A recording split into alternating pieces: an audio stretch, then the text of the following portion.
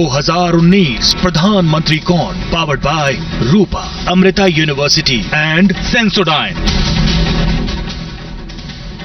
तो 2019 में प्रधानमंत्री कौन में सबसे अहम और सबसे प्रमुख दावेदार तो प्रधानमंत्री नरेंद्र मोदी खुद हैं। और बीजेपी जिस तरह से अपने कैंपेन को आक्रामक तरीके से आगे लेकर बढ़ रही है, उसमें कैंपेन भी शामिल है, जिसमें आज प्रधानमंत्री नरेंद्र मोदी ने मैं भी चौकीदार कैंपेन की शुरुआत की।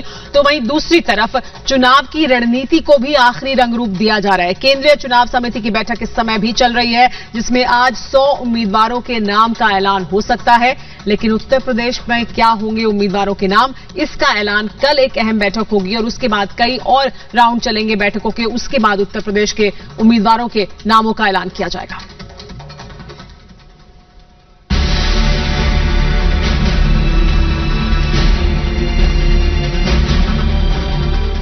बीजेपी की पहली लिस्ट तैयार, 100 उम्मीदवारों के नामों का होगा ऐलान। कई दिग्गज सांसदों के कटेंगे टिकट, कई को मिल सकता है तोहफा। दिल्ली में आज सियासी पारा 7वें आसमान पर है। देश की सबसे बड़ी पार्टी बीजेपी आज अपने उम्मीदवारों की पहली लिस्ट जारी करेगी। प्रधानमंत्री नरेंद्र मोदी की अगुवाई में इन उम्मीदवारों के नाम पर विचार चल रहा है और ये लिस्ट कभी भी आ सकती है। खबर के मुताबिक पहली लिस्ट में 100 उम्मीदवारों के नाम होंगे। इनमें कई राज्यों के उम्मीदवार हो सकते हैं। इनमें कई दिग्गज नेताओं के नाम भी होंगे। इस लिस्ट में ज्यादातर उम्मीदवार पहले और दूसरे चरण वाले होंगे। 11 अप्रैल को पहला और 18 अप्रैल को दूसरे चरण का मतदान होना है।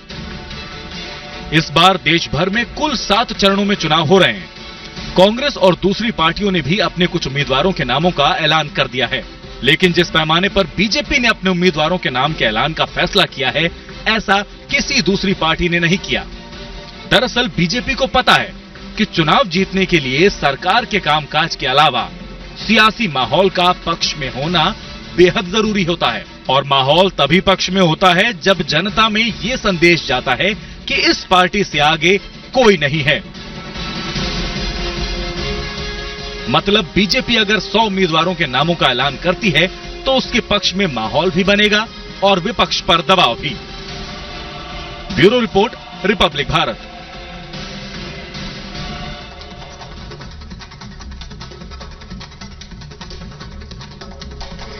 चुनावी मौसम पर बाबा नागार्जुन की एक कविता है।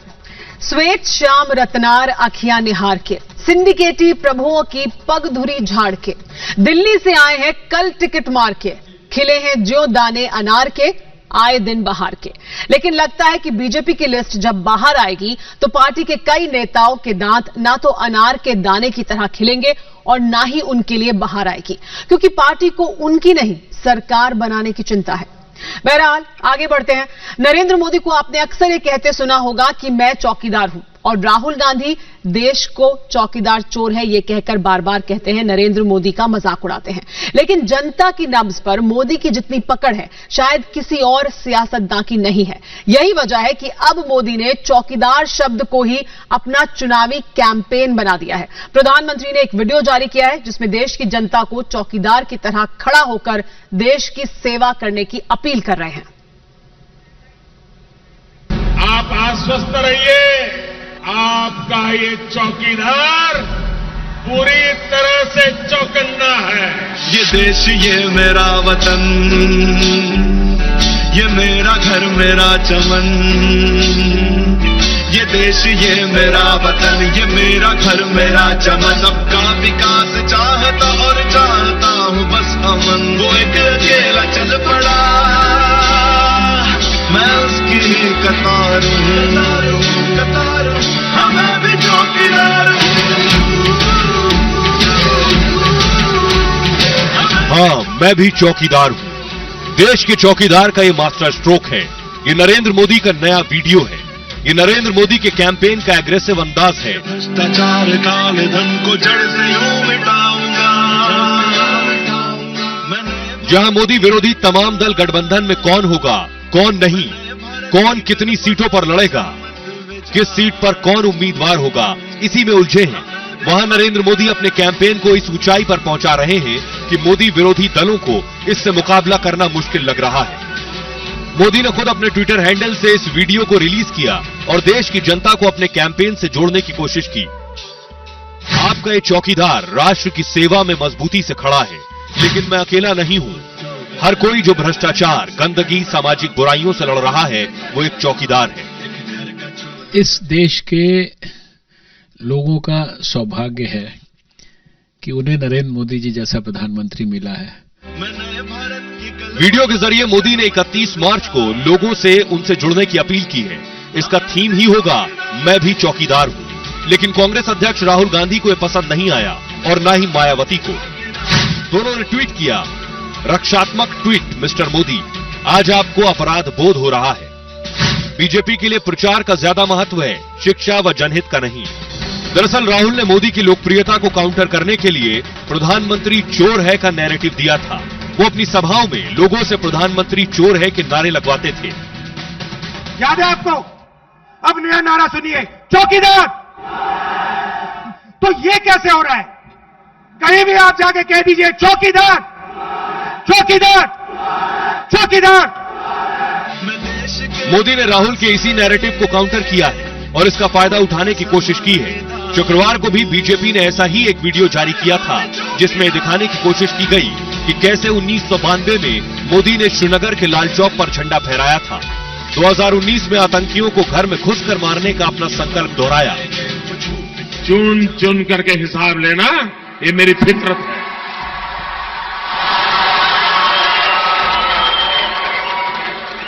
ये हमारा सिद्धांत है, हम घर में घुस के मारे। तो सवाल ये है कि जिस स्पीड से बीजेपी चुनावी फैसले ले रही है, जिस तीखे तेवर के साथ वो विपक्ष पर अटैक कर रही है, क्या विपक्ष इसका मुकाबला कर पाएगा? ये देश, ये मेरा वतन, ये मेरा घर, मेरा चमन, सबका विकास। Bureau report, Republic Bharat. बस हमन वो एक अकेला चल पड़ा, मैं उसकी कतार हूं, हमें भी चौकीदार हूं। तो ये कैंपेन आपने देख लिया, लेकिन आइए मैं आपको बताती हूं कि ये कैंपेन सफल क्यों होने वाला है और इसका क्यों फायदा मिलने वाला है नरेंद्र मोदी को। नरेंद्र मोदी की रणनीति ही रही है आक्रामक रुख इख्तियार करने की। उन्होंने 2014 में कहा था कि मुझ पर जितने पत्थर मारोगे, मैं उनकी सीढ़ी बनाकर आगे बढ़ जाऊंगा। मोदी खुद पर हुए हमले को हथियार की तरह इस्तेमाल करते हैं और बखूबी करते हैं। जितना तीखा हमला होता है, मोदी को चुनाव में उतना ही फायदा होता है। चौकीदार चोर है नारे से भी कांग्रेस पार्टी को होने वाला चुनावी नुकसान मौत के सौदागर, चाय वाला और नीच कहने पर हुए चुनावी नुकसान से कम नहीं होगा। लेकिन साथ ही आइए अब बताते हैं कि कैसे राहुल गांधी को अब समझ में आ गया है कि एयर स्ट्राइक की गई थी भारतीय वायुसेना द्वारा बालाकोट में। खुद राहुल गांधी, उनकी पार्टी के नेता बयान दे चुके हैं, सबूत मांग चुके हैं, लेकिन अब बयान से पलट गए हैं। जिस हवाई जहाज ने पाकिस्तान पर बम गिराए, उस हवाई जहाज का मेंटेनेंस एचएएल कर रही है। आपको अपने कानों पर भरोसा भी नहीं हो रहा होगा। अगर ऐसा है तो आप 100% गलत हैं। अब इसे वक्त की नजाकत कहें या सियासत की मजबूरी। देहरादून की रैली में राहुल गांधी ने यह मान लिया कि वायुसेना ने पाकिस्तान में हवाई हमले किए। बस इसमें अंतर इतना था कि उन्होंने सीधे सीधे अपना कान नहीं पकड़ा। राफेल का ठेका एचएएल को न देने पर सवाल उठाने के बहाने सच को कबूल कर लिया। एचएएल सरकारी कंपनी है। 70 साल से एचएएल हवाई जहाज बना रही। मिग हवाई जहाज, मिराज हवाई जहाज, सुखोई, जैगुआर, सब हवाई जहाज बनाती है और उनको मेंटेन करती है। जिस हवाई जहाज ने पाकिस्तान पर बम गिराए, उस हवाई जहाज का मेंटेनेंस एचएएल कर रही है। राहुल इकलौते ऐसे कांग्रेसी नहीं हैं जिन्होंने वायुसेना की काबिलियत पर सवाल उठाए थे। खुद राहुल गांधी ने कुछ दिन पहले पुलवामा के शहीद परिवारों के बहाने एयर स्ट्राइक के सबूत मांगे थे। बट ये जो सीआरपीएफ के जवान हैं, इनकी फैमिलीज में ये फीलिंग है कि भैया देखो हमें चोट लगी है तो हमें भी मतलब दिखाइए क्या हुआ।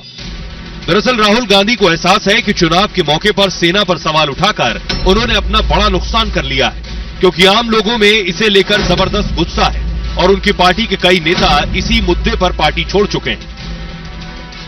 The attack by the Pakistani terrorists on our land and the reaction from my party was sad indeed. Bureau report, Republic Bharat. Tom Vadakkan को भी राहुल गांधी कहते हैं, वो तो बड़े नेता हैं ही नहीं युद्ध के मैदान में, लेकिन लड़ने से पहले ही अगर योद्धा अपनी हार मान ले तो इसे क्या कहा जाएगा?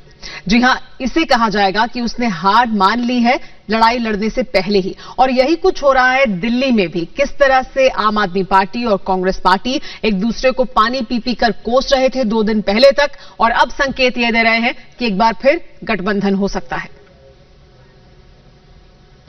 दिल्ली के लोगों का अपमान किया और दिल्ली के लोगों का आज आधा वोट है और बाकी पूरे देश के लोगों का 1 वोट है।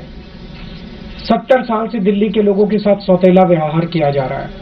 70 साल से दिल्ली के लोगों का शोषण किया जा रहा है। ज्यादा दिन नहीं बीते हैं, इसी हफ्ते आपने केजरीवाल को पूर्ण राज्य की मांग के बहाने कांग्रेस को जमकर कोसते सुना होगा। तब केजरीवाल ने कांग्रेस के लिए क्या क्या नहीं कहा था। 70 साल के अंदर सारे राज्य पूरे हो गए, सारे राज्य पूर्ण बन गए, केवल दिल्ली बचा है जो आधा राज्य इन्होंने छोड़ा हुआ है। अब खबर है कि दिल्ली में कांग्रेस और आम आदमी पार्टी के बीच गठबंधन हो सकता है। दोनों के बीच बातचीत चल रही है और शीला दीक्षित ने भी अपने तेवर नरम कर लिए हैं। दरअसल कांग्रेस और आम आदमी पार्टी के बीच गठबंधन की संभावना तब खत्म लग रही थी जब शीला दीक्षित ने ऐलान किया था कि राहुल गांधी भी इसके पक्ष में नहीं है, और केजरीवाल ने भी कहा था कि राहुल ने गठबंधन से इनकार कर दिया है।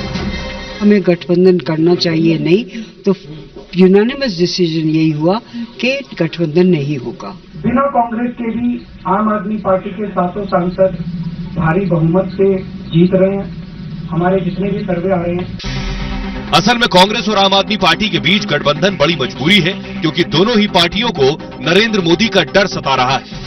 दोनों को लग रहा है कि अगर साथ नहीं आए तो मिट जाएंगे, क्योंकि 2014 में बीजेपी ने दिल्ली की 7 सीटों पर कब्जा किया था। लेकिन सवाल यह है कि दोनों अगर साथ भी आए तो क्या मोदी का मुकाबला कर सकते हैं? चौकीदार से डरता कौन है? चोर। तो अगर चौकीदार से किसी को खतरा है, अगर कोई ये नारा लगा सकता है कि चौकीदार चोर है, तो इसका मतलब कि चोर डरे हुए हैं चौकीदारों से और चौकीदार अपना काम ठीक कर रहे हैं। मैंने पीछे भी कहा था कि भाई आज देखिए ना, आधी रात में जीएसटी आता है, आधी रात में SC/ST का बिल आता है, आधी रात में एयर स्ट्राइक होती है, आधी रात में सर्जिकल स्ट्राइक होता है। इसका मतलब इतना तो स्पष्ट है कि देश का चौकीदार जगा हुआ है, चोर परेशान है।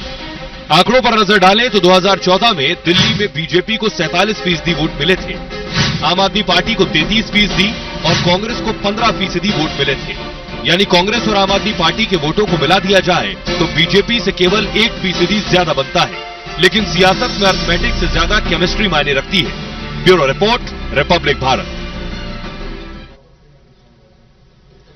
लेकिन बड़ा सवाल यह है कि शीला दीक्षित के जो सुर हैं वो क्यों बदल गए हैं, तेवर क्यों बदल गए हैं दिल्ली में? वो इसलिए बदले हैं क्योंकि वो अकेली पड़ गई हैं। दिल्ली के सभी नेता कांग्रेस पार्टी के चाहते हैं कि इस समय चुनाव जीतना ज्यादा जरूरी है। इसीलिए अजय माकन हो या फिर राहुल गांधी के इशारे पर काम कर रहे पीसी चाको, जो कार्यकर्ताओं से एक रेफरेंडम करा रहे हैं, वो सभी गठबंधन चाहते हैं, क्योंकि उन्हें लगता है कि आम आदमी पार्टी के साथ जाने से चुनाव जीत सकते हैं। लेकिन कांग्रेस पार्टी में भी राहुल गांधी चाहते हैं कि गठबंधन हो, लेकिन आम आदमी पार्टी और कांग्रेस पार्टी दोनों को ही दूरगामी नुकसान होंगे अगर साथ में आएंगे, क्योंकि दोनों का वोटर बेस एक ही है। कांग्रेस पार्टी के वोटर बेस को आम आदमी पार्टी ने अपनी तरफ कर लिया था। अब अगर साथ आएंगे तो सब ये कहते हैं कि कांग्रेस पार्टी को ज्यादा नुकसान होगा, लेकिन मैं ये मानती हूं कि आम आदमी पार्टी को ज्यादा नुकसान होगा। लेकिन इसके अलावा चुनाव में और बहुत कुछ चल रहा है। किस तरह से चुनावी रणनीति को अमली जामा पहनाया जा रहा है। क्या कुछ हो रही है चुनावी गतिविधियां, वो भी हम आपको बताएंगे। और चुनाव की जो लिस्ट है, उम्मीदवारों की जो लिस्ट है, उसमें किसका नाम आ रहा है सामने, उसके बारे में भी आपको जानकारी देंगे। फिलहाल रुक कुछ देर के। और इस बीच खबर ये आ रही है कि जम्मू कश्मीर में भी जल्द चुनाव हो सकते हैं, यानी जल्द ही विधानसभा चुनाव कराए जा सकते हैं। इसको लेकर ये भी जानकारी मिल रही है कि रमजान के बाद और अमरनाथ यात्रा शुरू होने से पहले ये चुनाव हो सकते हैं, जिसका बीजेपी की तरफ से स्वागत किया जा रहा है। लेकिन कांग्रेस पार्टी ने इस पर चुप्पी साध ली है। अभी मई के महीने और 10 जून तक तो रमजान का महीना है, और जुलाई 1 से लेकर लगभग 2 महीने श्री अमरनाथ जी की यात्रा शुरू हो रही है। तो इस बीच अगर जून का 20 दिन के अंदर मेरे को नहीं लगता है कि चुनाव संभव है। सभी डेट्स तय करने में इस बात का ध्यान रखा जाना चाहिए कि नोमैड्स हैं वो अब ऊपर पहाड़ों पर चले जाते हैं और अमरनाथ यात्रा शुरू हो सकती है। और इसके बाद भी जो भी त्योहार है या रमजान का महीना है, उस सभी को मद्देनजर रख के ये निर्णय लेना चाहिए। भारतीय जनता पार्टी, बाकी ये इलेक्शन कमीशन का प्रेरोगेटिव है, हम उसके लिए तैयार हैं।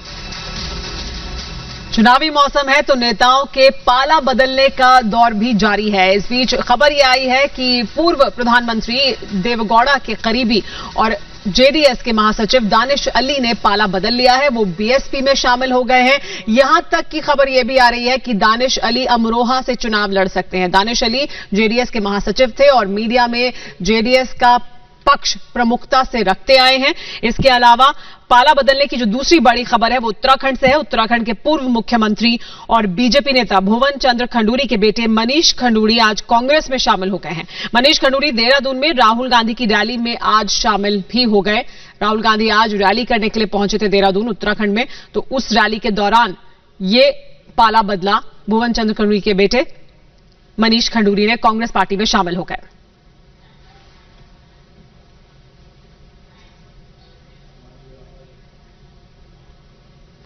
लेकिन चुनाव की सरगर्मियां तेज हैं, तो क्या कुछ चल रहा है, आज क्या कुछ हुआ, ये वो बता देते हैं। पश्चिम बंगाल के दौरे पर चुनाव आयोग है, वहां पर समीक्षा की जा रही है क्योंकि इसको लेकर शिकायत भी की गई थी बीजेपी की तरफ से। पश्चिम बंगाल के दौरे पर चुनाव आयोग काफी अहमियत रखता है। बीजेपी सांसद श्यामाचरण गुप्ता एसपी में शामिल हो गए हैं। नेताओं के दल बदलने का दौर जारी है। नेशनल कॉन्फ्रेंस नेताओं से मिले हैं गुलाम नबी आजाद।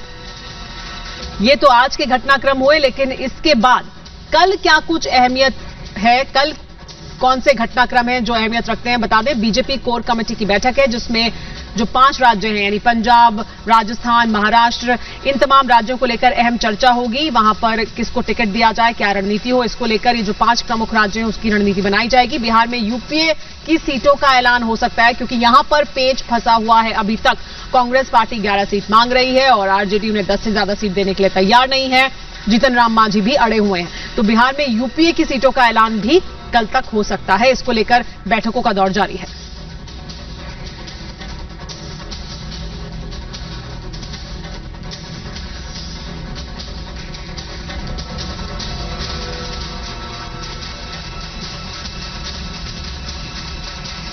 (2019) में प्रधानमंत्री कौन में फिलहाल इतना ही। रुक रहे हैं, कुछ देख लें।